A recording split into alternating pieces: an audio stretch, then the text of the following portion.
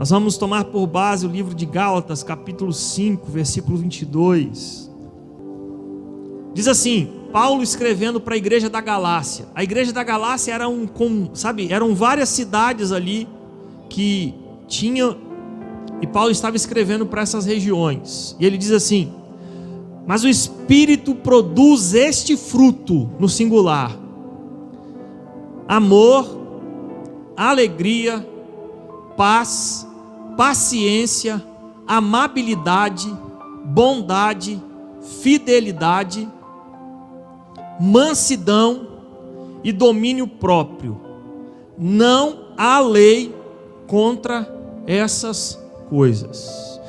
Essa carta, aquela região ali da Galácia, uma carta circular que ia a algumas regiões da Antioquia, Icônio, Listra, Derbe, eram várias regiões que estavam dispostas ali, nessa região, né? Não é uma igreja específica, né? Era uma região toda. Quando Paulo chega no capítulo 5, e ele está dando instruções para as igrejas que ele estava fundando, porque Paulo foi o maior missionário de todos os tempos. Ele criou diversas igrejas em diversos locais e lugares.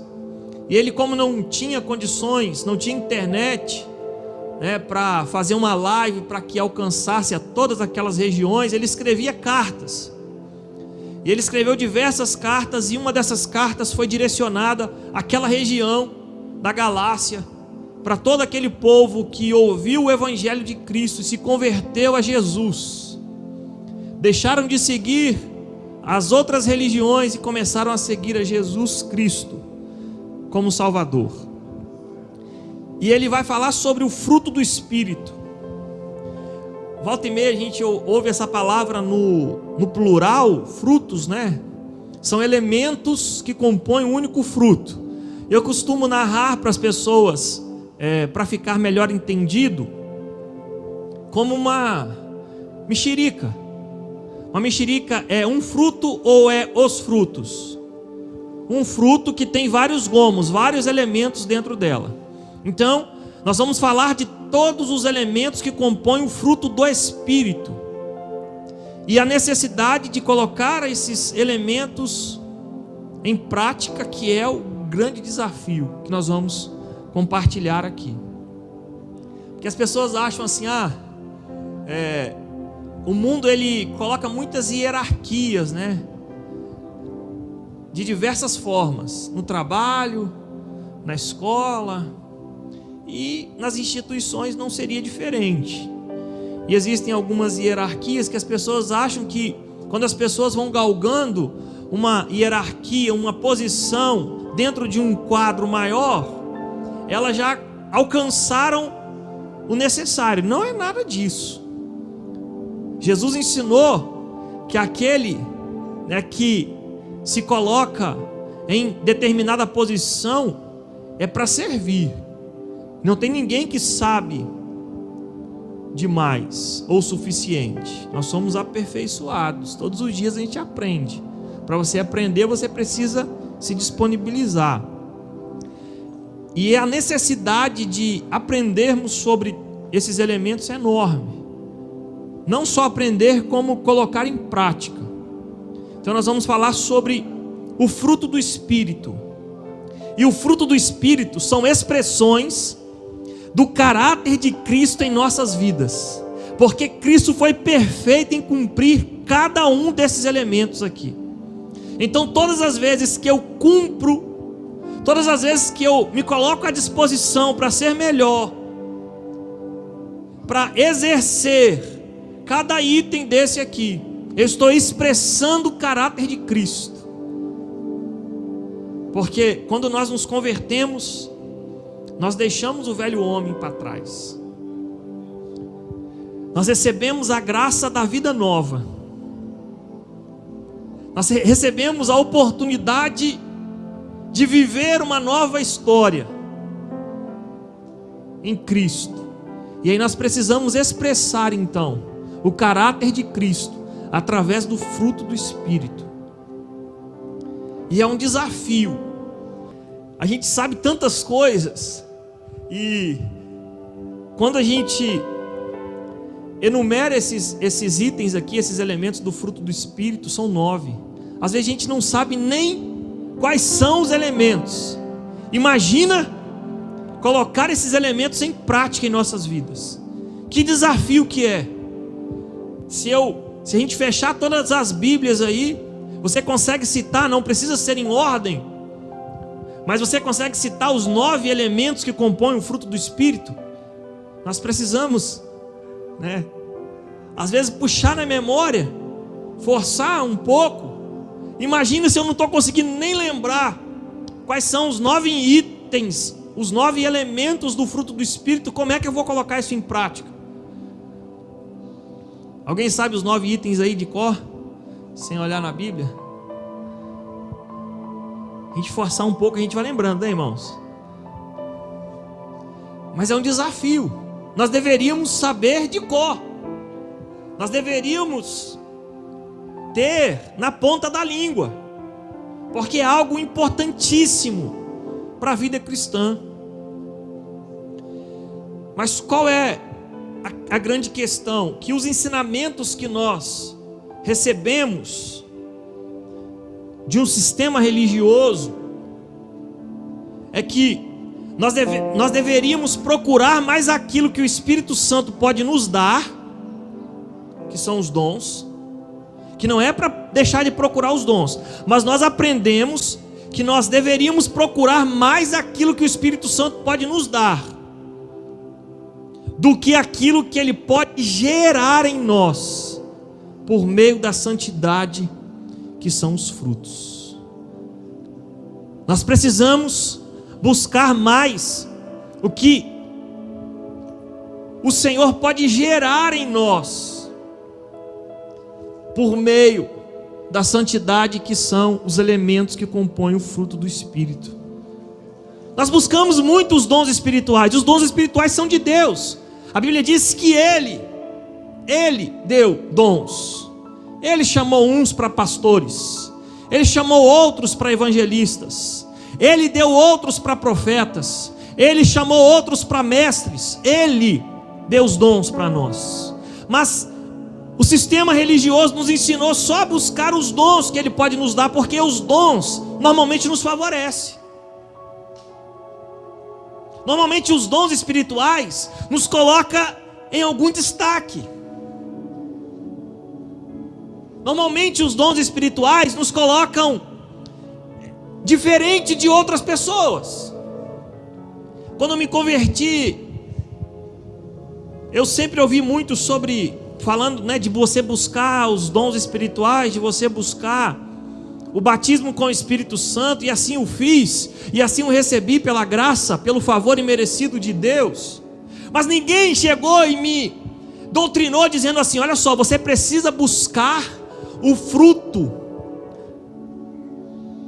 do Espírito, você precisa procurar aquilo que gera em você santidade, que vem dos elementos do fruto do Espírito, que é amor, que é alegria, que é paz, longanimidade, benignidade, bondade, fidelidade, mansidão e domínio próprio.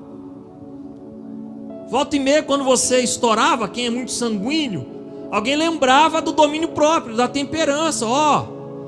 Por acaso tem um texto lá na Bíblia que fala sobre o domínio próprio. E é um desafio. É um desafio porque é uma forma progressiva. Você não recebe todos os elementos do fruto do Espírito.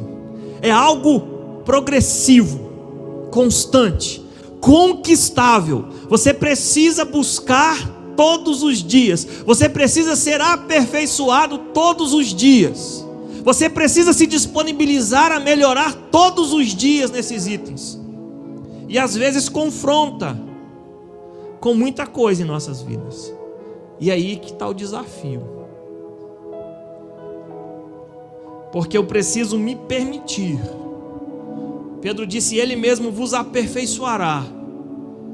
Mas significa que esse aperfeiçoamento precisa ser permitido. Eu preciso querer ser aperfeiçoado. Vocês que estão aqui no templo precisam aceitar, precisam permitir ser aperfeiçoados. Vocês que estão nos assistindo precisam permitir, dar liberdade para ser aperfeiçoado, porque caso contrário nós seguiremos da mesma forma, do mesmo jeito, cabeça dura como sempre.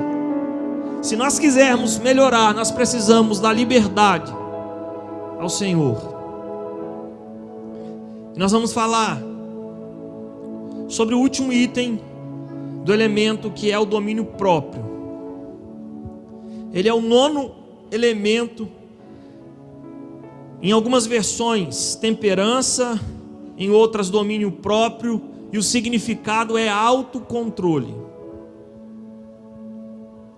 E esse, para mim, é um dos mais desafiadores elementos que compõem o fruto do Espírito, porque ele requer intervenção do Espírito para dominar a fera que nós somos.